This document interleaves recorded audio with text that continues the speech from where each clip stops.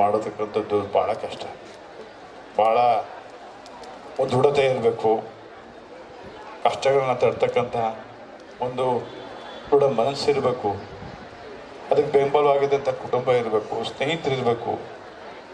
ಎಲ್ಲ ಸಿಕ್ಕಿದ್ರು ನನಗೆ. ಆದರೆ ನಾನು ಏನು ಆಸೆ ಪಟ್ಟನೋ ಅದು ಯಾವುದೂ ಸಿಕ್ಕಲಿಲ್ಲ. ಅದೊಂದೇ ನನ್ನ ಜೀವನದಲ್ಲಿ ಆದಂಥದ್ದು. ನಾನು ಆಸೆ ಏನು ಪಡ್ತೀನೋ ಅದು ನನಗೆ ಸಿಗೋದಿಲ್ಲ. ಆಸೆ ಪಡದೇ ಇರೋದೆಲ್ಲ ಸಿಕ್ಕದು. ನಾನೇನು ಶಾಸಕನಾಗಬೇಕು ಅಂತ ಯಾವತ್ತೂ ಅಂದ್ಕೊಂಡಿಲ್ಲ, ಆದರೆ ಅದು ಸಿಕ್ತು.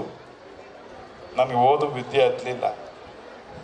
ಸೊ ಅದು ನನ್ನ ಸ್ವಂತ ತಪ್ಪಿಂದ ಆದದ್ದು.